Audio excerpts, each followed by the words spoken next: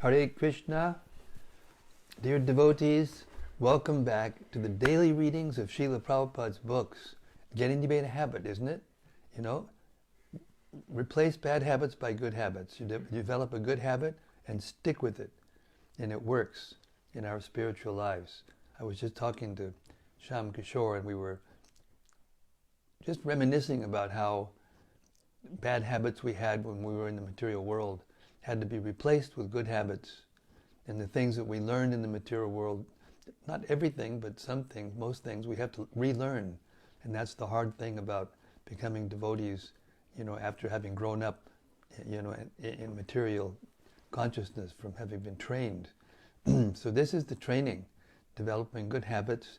And this habit of hearing and chanting at a regular time every day these scriptures and then discussing them, this is the best. This is the way. Chanting every day and hearing every day. Developing these two really good habits. Okay. Srimad Bhagavatamrta Stotram from the Sri Krishna Lila Stava, compiled by Srila Sanatana Goswami, the author of the book that we're reading now, the Brhad Bhagavatamrta.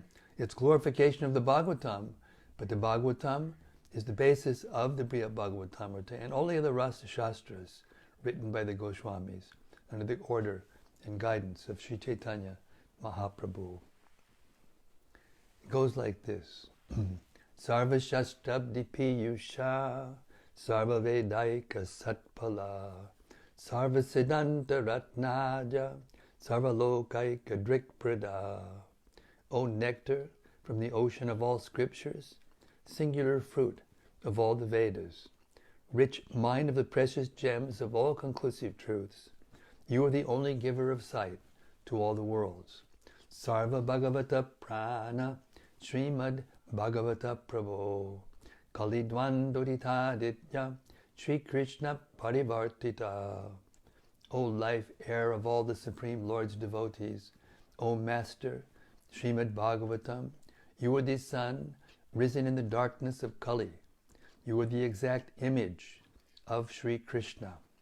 Paramananda Pataya Prema Varshakshadayate Sarvada Sarvasevyaya Sri Krishnaya Namostume. I bow down to you, who are supremely blissful to read. Your every syllable pours down a flood of prema. You can always be served by everyone. You are Sri Krishna himself. Madeka Bando Matsangin Madguro Man Mahadana Manistadaga Madbhagya Mad Anandana Mostute. My only friend, my constant companion, my spiritual master, my great wealth, my savior, my good fortune, my source of ecstasy, I bow down to you. Asadu sadutadayin adini chochata kada hanamuncha gadachen mam premna rit kantayospura. O bestower of saintliness to the unsaintly, O exalter of the most fallen, please never leave me. Always appear in my heart and my voice with pure love. Om Namo Bhagavate Vasudevaya. Om Namo Bhagavate Vasudevaya. Om Namo Bhagavate Vasudevaya. So, we've entered into the pastimes of Krishna. A long road. Here we are. Narada Muni is describing the glories of Goloka through telling about Krishna's pastimes. We're beginning on chapter 5 with text 155. And Gopakumara is getting the highest education.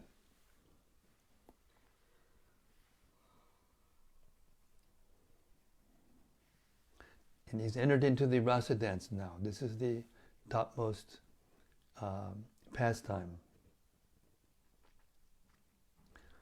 Narada Muni speaking about the rasa dance. Their sorrowful, song-like crying made Krishna reappear to flood them with pure ecstasy. The answer he then gave to their questions proved his indebtedness. May that Lord protect you. Commentary. Moved by their cries of trepidation, Krishna returned to the rasa dance and immersed all the gopis in a flood of indescribable bliss. The gopis then asked Krishna about the mystery of his attitude toward them. Some people reciprocate the affection only of those who are affectionate toward them, while others show affection even to those who are indifferent or inimical, and yet others will not show affection toward anyone. Dear Krishna, please properly explain this matter to us. Bhagavatam 10:32-16. In response to this question, Krishna told the gopis, Napadaye ham niravadya samyujam. I am not able to repay my debt for your spotless service, even within a lifetime of Brahma. Your connection with me is beyond reproach. You have worshipped me, cutting off all domestic ties which are difficult to break. Therefore, please let your own glorious deeds be your compensation. Bhagavatam 10:32-22. The full purport of this statement will be discussed toward the end of Sri Brhad Bhagavatamrta. Text 156. The Lord's cleverness at expertly arranging the gopis in a circle, his expertise in arts like dance and song, the perfections of splendor, one after another, that were never seen before, those wonders steal away my heart and enchant the entire world. Commentary. As expressed by the word adi and so on, in the phrase nitya githadi kalasu, Krishna not only artistically danced and sang with the gopis, but also played wonderful water sports with them in the Yamuna. These pastimes enchant great sages like Narada and enchant everyone in the world. Text 157. One who is greedy to drink the nectar at Krishna's lotus feet knows how exalted are the devotees who relish it. Lord Brahma therefore longs to come in touch with the greatness of those born in Gokula, and our friend Uddhava with the special greatness of the gopis. Commentary. While describing the glories of Sri Mathura, Gokula, Narada has already pointed out the glories of the Brajabasis, but now he wants to discuss their greatness in more detail. First, he dispels all doubts about the Brajabasis' exaltedness. In the opinion of wise spiritual authorities like Brahmaji and Uddhava, the residents of Braja are the most fortunate persons.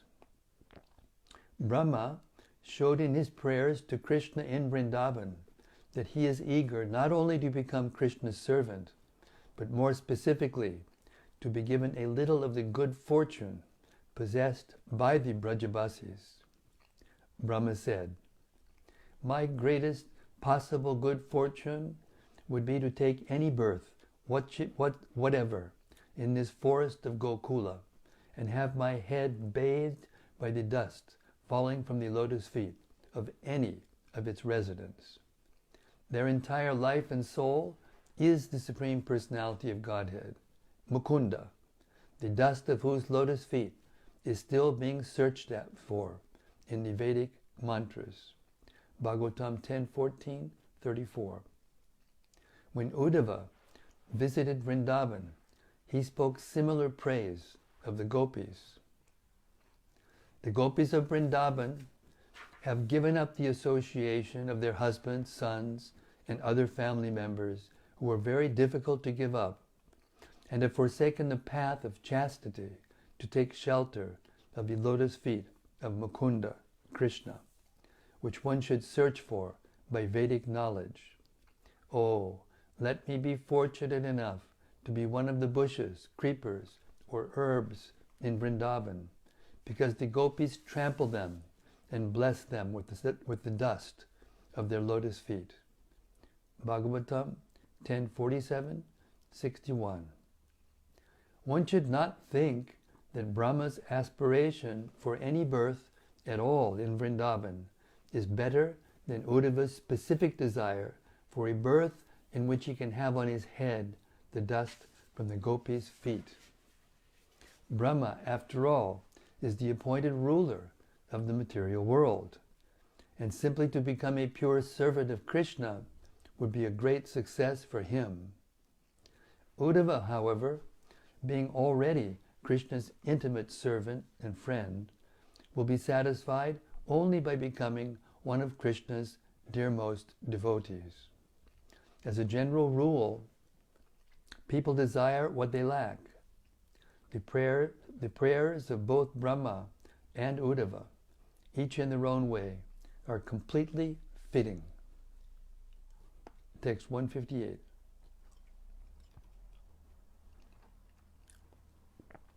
Those who yearn for something understand the good luck of those who have it. So the gopis sing of the extreme good fortune of Mukunda's flute, because they too are greedy to drink the nectar of his lips. Commentary. Here, Narada mentions that the gopis admired Krishna's flute because it had what they wanted. Dear gopis, they said, what auspicious activities must the flute have performed to enjoy the nectar of Krishna's lips independently and leave only a taste for us gopis, for whom that nectar is actually meant. The forefathers of the flute, the bamboo trees, shed tears of pleasure. His mother, the river on whose bank the bamboo was born, feels jubilation, and therefore her blooming lotus flowers are standing like hair on her body. Bhagavatam 10:21-9. Text 159. Krishna is always so profoundly attached to its dearmost companions for their overwhelming love that he doesn't even care to notice his eldest son, Brahma, offering prayers to him and bowing down. Commentary. In Vrindavan, Krishna himself entirely. In Vrindavan, Krishna gives himself entirely to his dear friends and family. So when the great demigods and sages come to visit, he hardly pays them any attention. After Brahma was defeated in his attempt to steal the boys and calves and humbly approached Krishna to beg forgiveness, Krishna wasn't even interested in looking at him. What to speak of acknowledging his eloquent prayers or starting a conversation with him?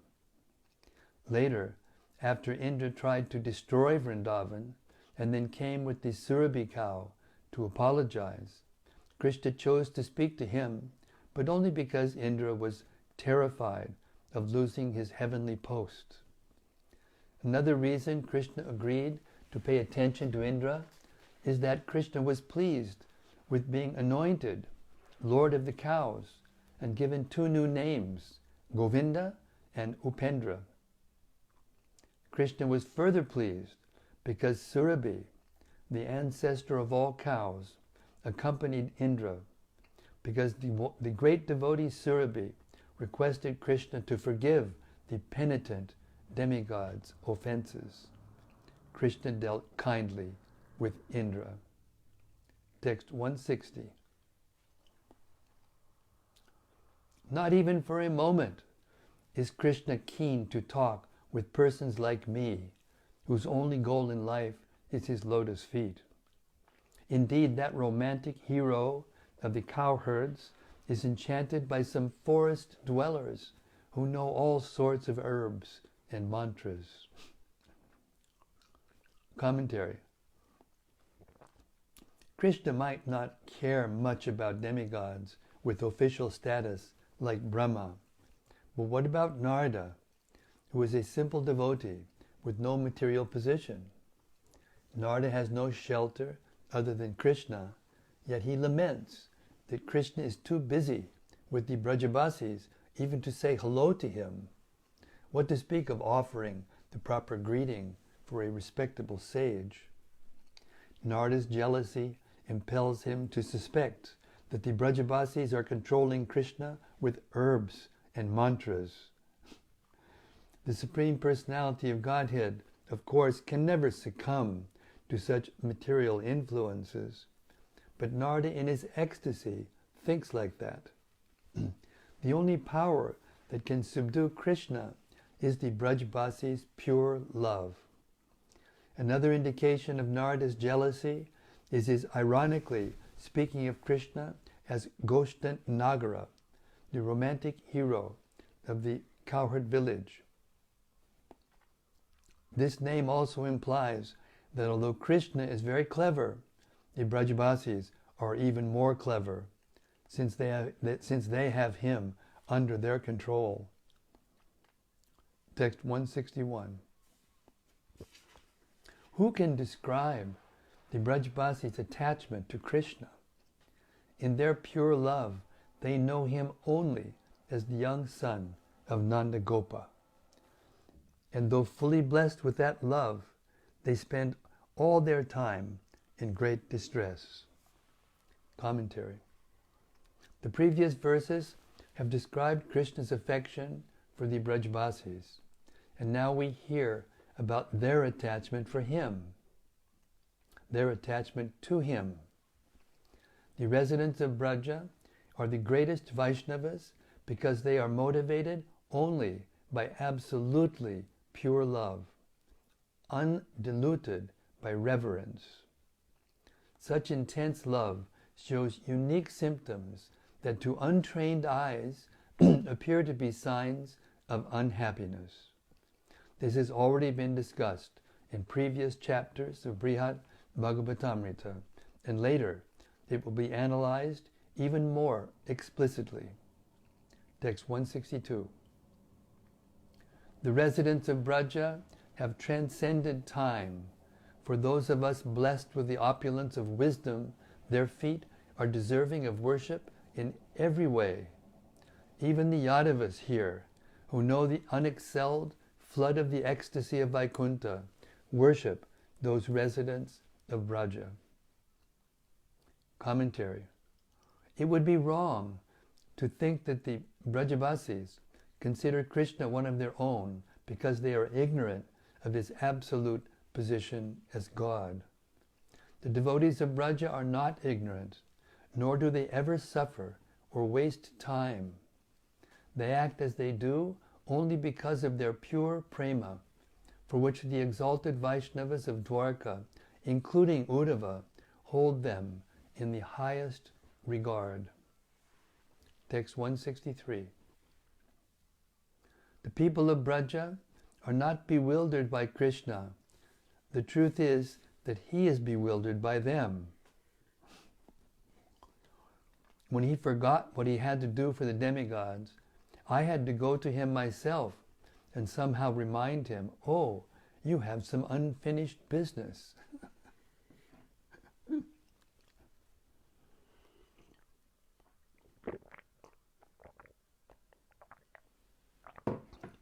Commentary. After Krishna killed the demon Keshi, Narada Muni went to Vrindavan and convinced Krishna that he had to leave from Mathura to slay Kamsa and other enemies of his devotees. With clever praise and arguments, Narada reminded Krishna that Krishna had promised the demigods, led by Brahma, to rid the earth of its burden of demonic kings. You, the Creator, have now descended to earth to annihilate the Daitya, Pramata, and Rakshasa demons who are posing as kings, and also to protect the godly. In just 2 days, Almighty Lord, I will see the deaths of Chanura, Mustika, and other wrestlers, and of the elephant Kuvalayapida, and King Kamsa, all by your hand. Bhagavatam 10:37, 13, and 15. Text 164.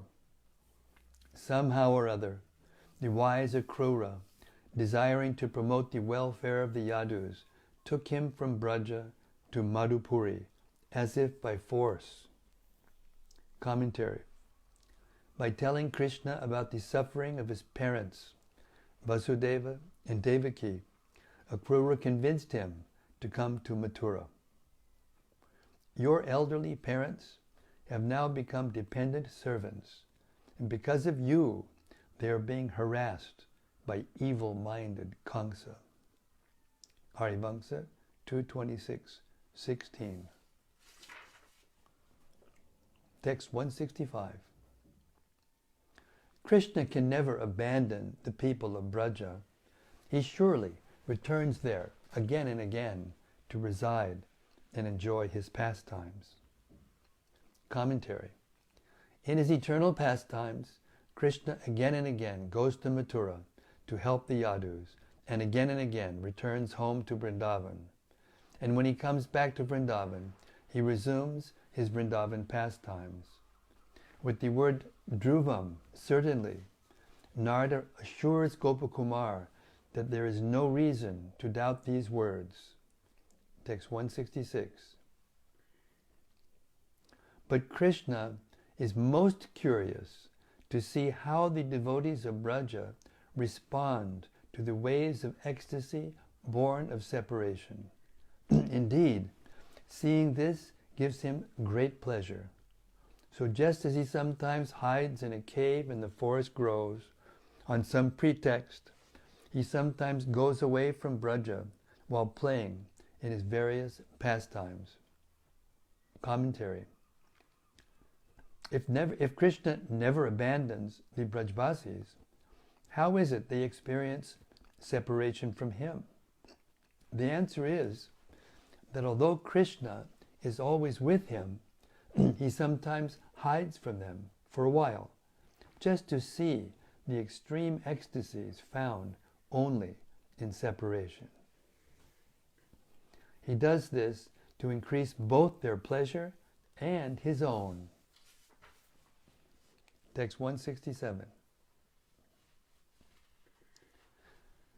This way of acting, I think, just befits the most generous, the most magnanimous person, for he presents to his dear most devotees the most desirable object, the most rarely obtained. Commentary. No one should criticize Krishna for his behavior with the devotees of Vrindavan, who cannot tolerate his absence even for a fraction of a second. Here Narada says that he has no such complaint against Krishna, although some persons may. Narada understands that Krishna's leaving is actually his way of giving the Brajvasis the most rare treasure of Vipralamba Bhava. No one else in creation is worthy of that gift, so the Brajvasis are greatly distinguished to be its recipients. Thus, in Srimad Bhagavatam 10:47-27, Uddhava told Krishna's girlfriends, "You have rightfully claimed the privilege of unalloyed love for the Transcendental Lord, the most glorious of gopis. Indeed, by exhibiting your love for Krishna in separation from him, you have shown me great mercy. Although Krishna is the Transcendental Godhead, Adhokshaja, imperceptible to the material senses, the gopis of Braja have conquered him by their exclusive devotion. Thus, in no way can he ever abandon them. Uddhava recognized the gopis to be the most fortunate and generous souls who felt the pangs of imminent separation from Krishna even while enjoying with them face to face.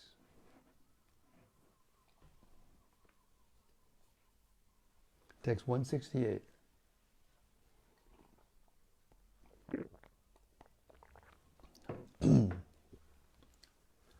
Just as Krishna plays in this Brajabhumi on earth, so also does he play on Goloka.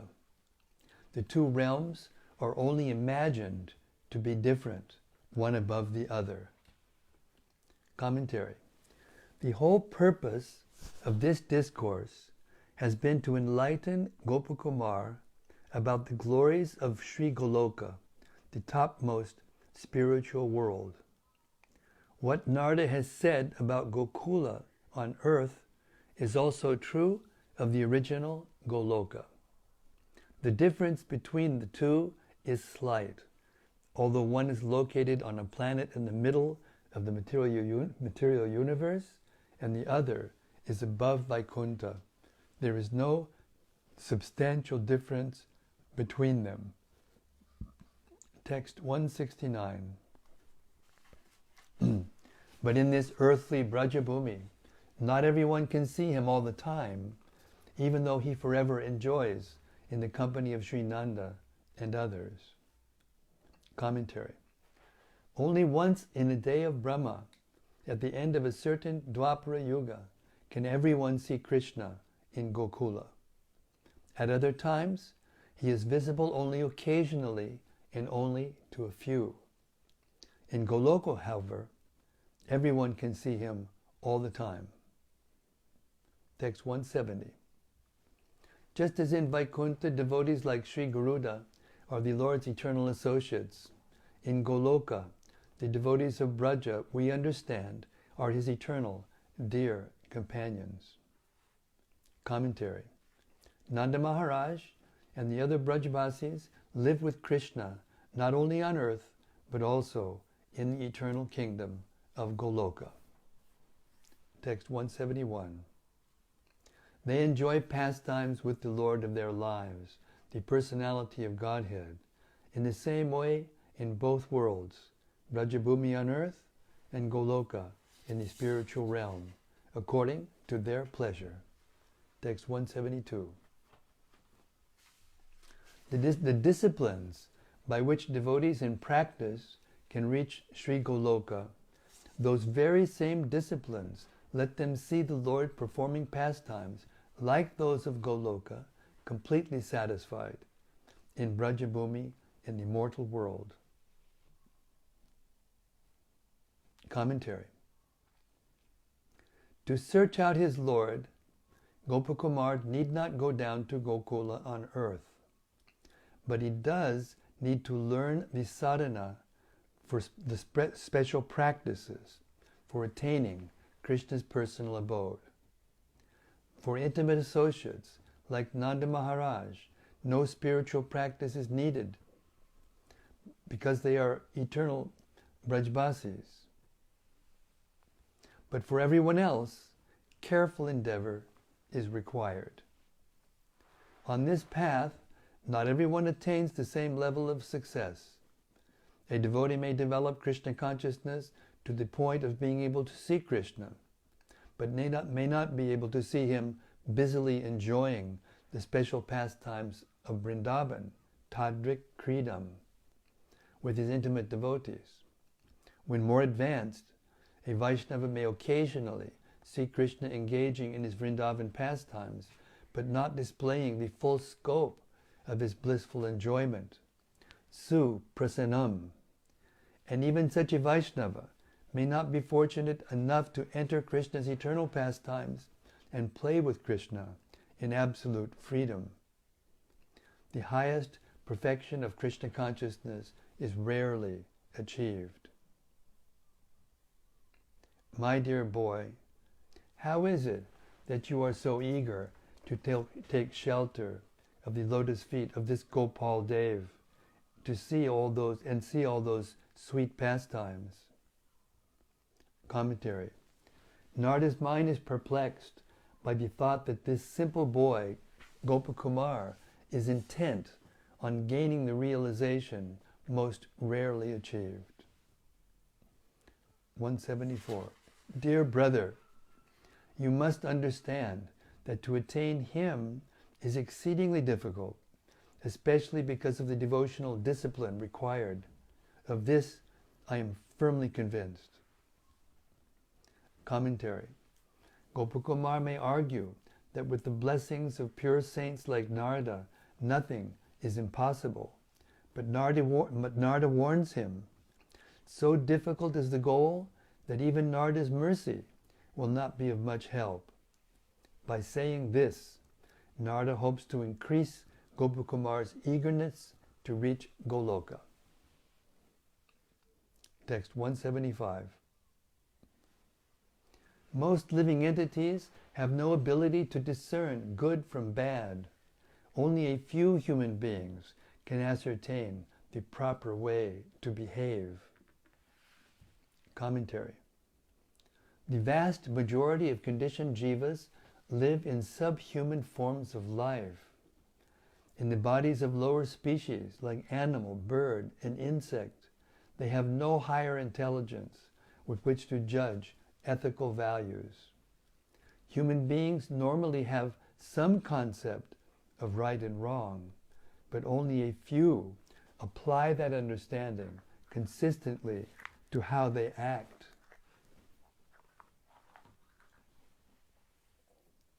Text 176. Among them, most are seen devoted to wealth and enjoyment. Only very few are serious about religious life for entering into heaven. Commentary. Most people who regulate the way they act are driven by desires for wealth, power, and sense gratification, not by true respect for religion, dharma. Of the few who follow dharma, most do so merely for the sake of public esteem, and even fewer desire elevation to Swargaloka. Text 177. Of those candidates for heaven, only a few are intent upon working without selfish desire, and among them, fewer still want liberation. Commentary. Although it is true that the process of nishkama karma, working without attachment to the fruits of work, encourages the spirit of renunciation, just see how effectively it does so. It does so varies among individuals. I'll read that again.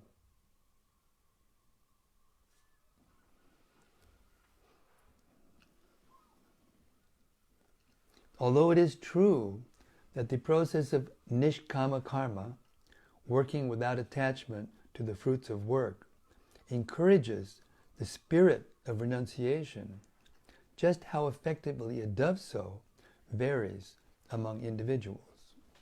Only a few nishkama karma yogis are renounced in their hearts and therefore eager for liberation. Text 178.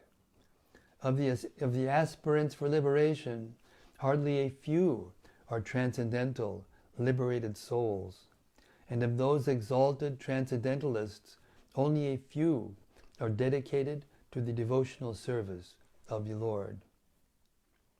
Commentary.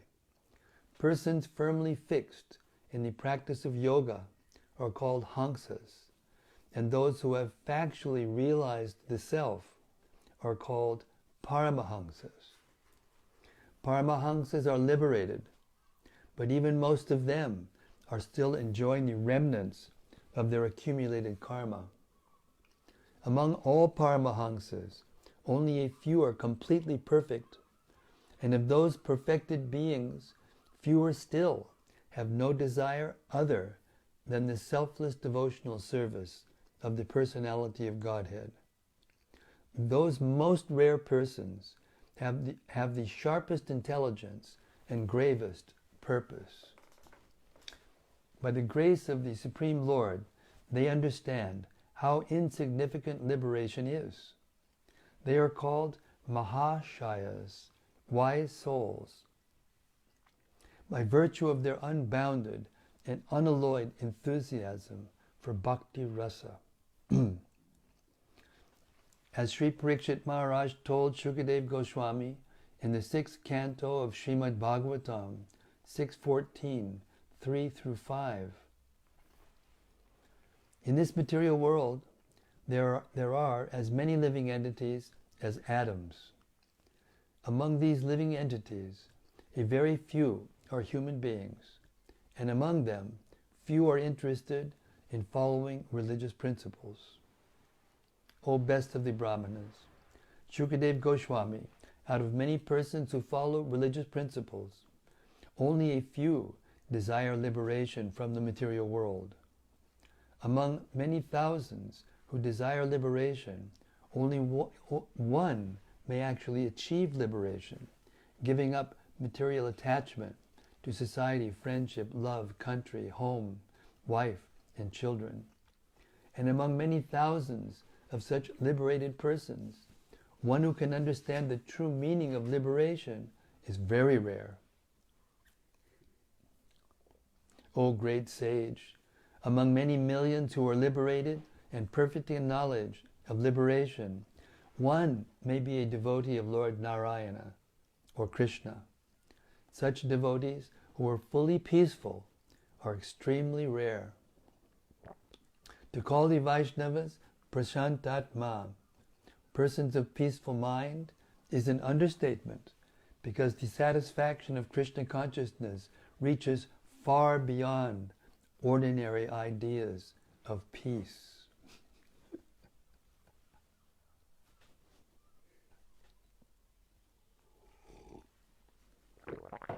Text 179.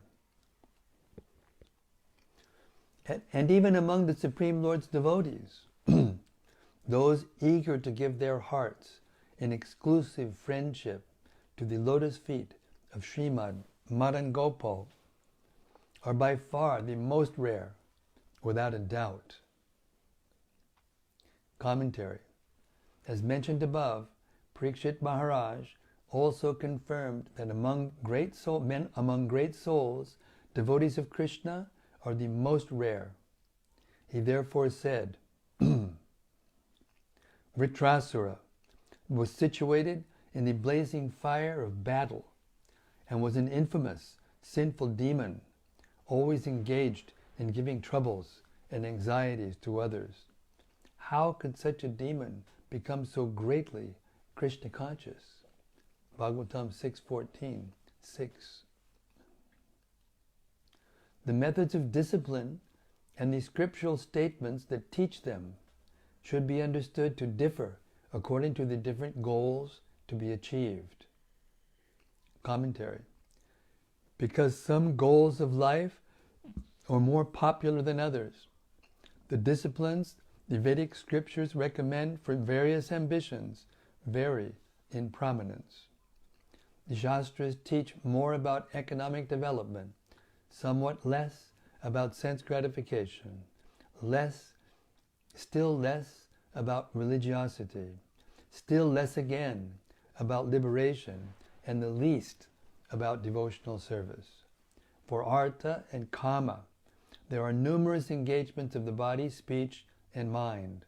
For dharma, fewer practices involving charity, pilgrimages, proper behavior, and vows of austerity. And for liberation, only a few methods, such as Ashtanga Yoga.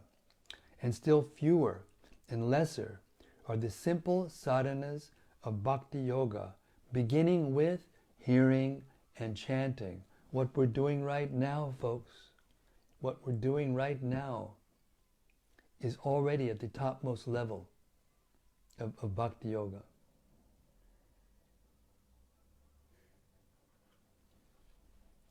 Thus, we can understand that pure devotional service, especially service given exclusively to the lotus feet of Sri Madan Gopal Dev is difficult to achieve, and so too, therefore, is the spiritual realm of Goloka.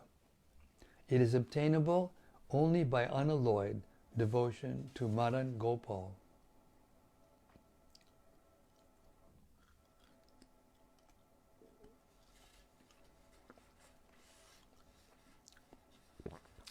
Text 181. Among some of the devotees of Sri Madan Gopal, there are further distinctions still, but I am unfit to describe them. Commentary. Here Narada hints at the super excellent devotion to Sri Madan Gopal, found in the devotees whose service follows in the mood of the blessed gopis. Narada considers Uddhava more qualified than himself to talk about this most confidential topic. And there we'll stop for the night. It's exactly 8 o'clock. So, based on what we just heard, let us consider just for a moment the mercy of Lord Chaitanya. Krishna in the form of Lord Chaitanya, which means the mercy of Radharani, Srimati Radharani. I heard today, the pastimes of Haridas Thakur, which are so wonderful that it's difficult to even describe them. They're so wonderful. He even liberated Maya. He gave Maya the holy name. But when Lord Chaitanya came to him, which he did every day, he was lamenting, Lord Chaitanya. How is it that the conditioned souls are going to be liberated? And Haridas Thakur immediately said, my Lord, don't be in anxiety. And in the commentary of that verse, Srila Prabhupada says, this is service. This is service. The Supreme Lord's only anxiety is how to get the conditioned souls back to the spiritual world.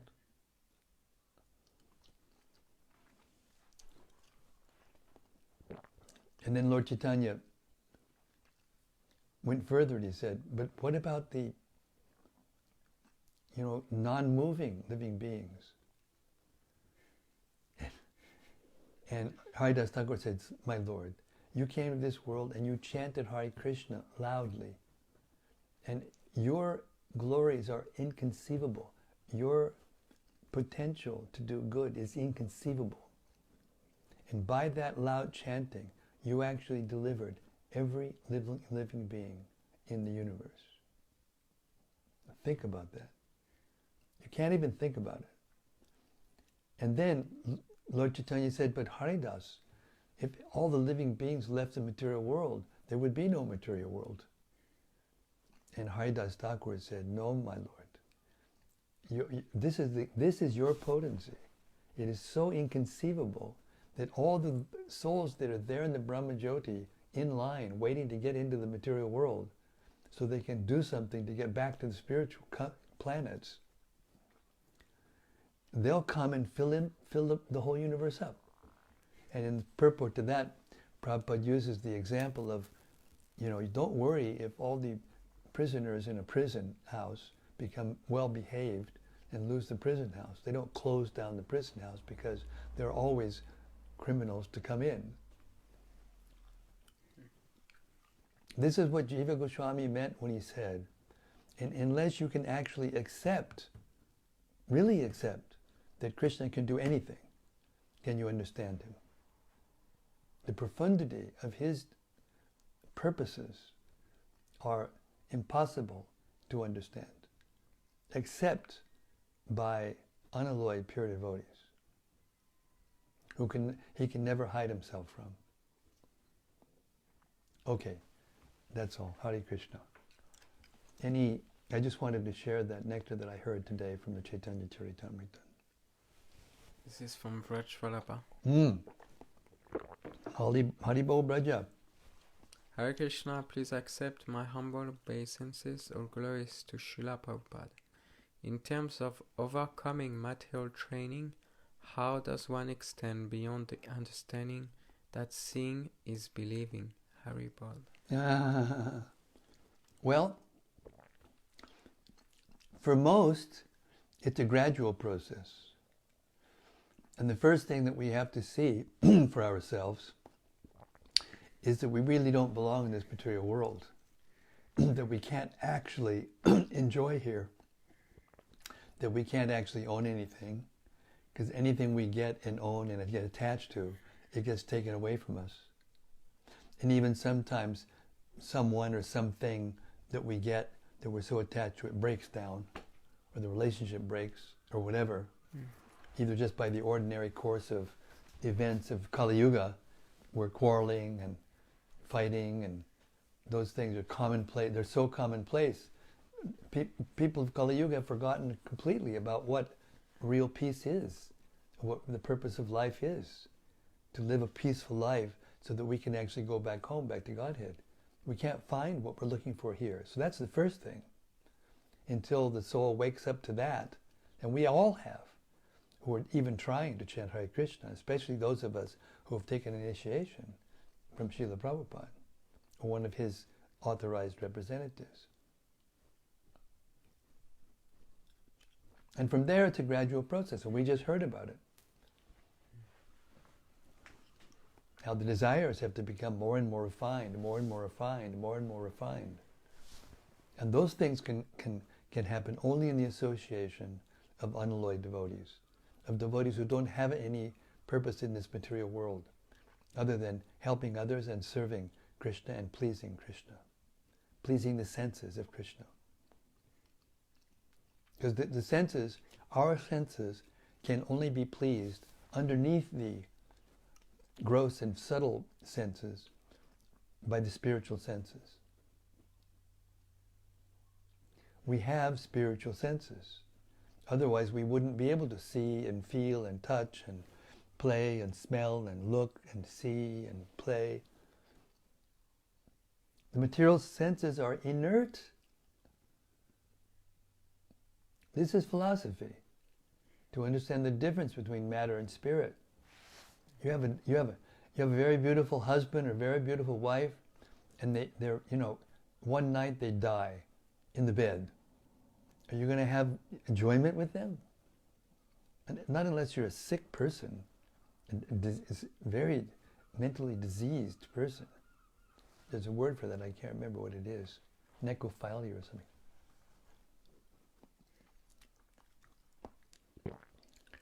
So please try to understand that the chanting of a holy name is so powerful that even hearing the name accidentally makes one eligible to go back to Godhead. And that's what Lord Chaitanya's movement is about.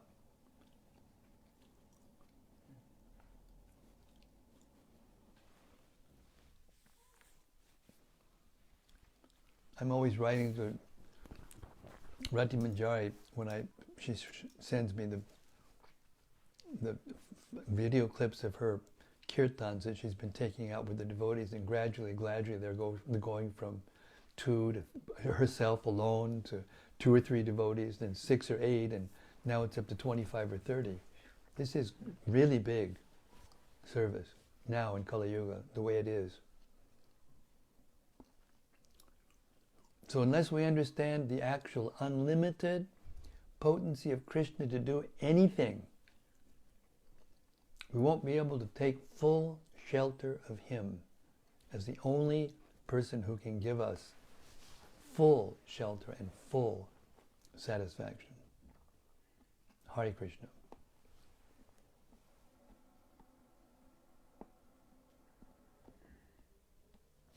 This is from Gopakanya Devidasi. Haribol, Gopakanyaya. Haribol. Jai Maharaj, Hare Krishna. What fortune to hear from you daily, this matchless gift. Getting addicted. Thank you, dear Maharaj. We are ever indebted to you. All glories to Srila Prabhupada and Hare Sri Krishna. Brhad Well, I'm Bhagavatamrta. indebted to you for allowing me to do devotional service. Sudevidasi said, Hare Krishna Maharaj. Hare Krishna, Sudevidasi. Ben Sho, Hare Krishna Maharaj. Hare Krishna Bhakta Ben. Please accept my humble obeisances. All glories to Srila Prabhupada. Each verse here seems to contain new topics which can be investigated so deeply. I'm amazed at how condensed and deep all these verses are. I feel like I could ask a question about each verse. Mind blowing. I feel so lucky and grateful that Srila Prabhupada has given us the highest and most perfect goal.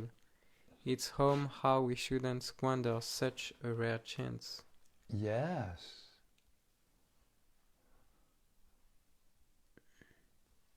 Rati Manjari said, Jai Guru Maharaj. Jai Radhi, Hare Krishna. Ananda Moti Devi Dasi. Jai, today I understand that devotional service is the highest. Its highest method is hearing and chanting, which we are doing right now. Hare Krishna. Yes, that's correct. Now it's just a matter of getting a taste for it, so we won't want to stop. And gradually from that, everything will come. Rati Manjari said, thank you, dear Guru Maharaj, for your encouragement to me. Thank you, Hare Krishna, for giving me the encouragement to be able to give you the encouragement. This is real life. This is real life. It's real, devotion. Bhakti. All right, thank you very much, everyone. It's just about the time I got to say my Gayatri mantra. As you can see, the sun is going down a little bit later than before. We've got a little natural light in the room, at least for a while. Very nice. So please have a nice night and a good day, and we'll see you tomorrow night. Brhad Bhagavatamrta, Sri Brhad Bhagavatamrta ki jai. Samabeta Bhakta Vinda ki jai. All glories to the assembled devotees. Gaur Prem Anandi Hari Hari Bo. That means glories to the love of Lord Chaitanya, which is giving us access to love for Radha and Krishna. You cannot get love for Radha and Krishna without going through Lord Chaitanya, Mahaprabhu, and the Panchatattva, and their eternal associates. See you tomorrow night, same time, same place, same topic, the creme de la creme de la creme. Hare Krishna, Hari Bol.